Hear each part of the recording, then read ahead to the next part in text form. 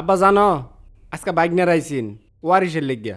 আব্বা তুমি কও বন্ডারে কত্তানি কষ্ট করে পারলাম এই বনে কেমনে পাইলো বাইক নিয়ে জমিনের লিগে পাঠাই দিবার লিগিয়া। ইতুল্লা জমিন আমরা ভাই হইতেছি 3 জন বন্ডাকে পাইতো না বাইক নিয়ে না ফাটাবার লিগিয়া। হুজুরে তোমার ছবি টাঙ্গাবার লেগে না করছে এর লেগে এই ঘরে টাঙ্গাইছি। ছবিতে কি পরিমাণ ময়লা পড়ে গেছে গা দিচ্ছি মুচ্ছা দেই।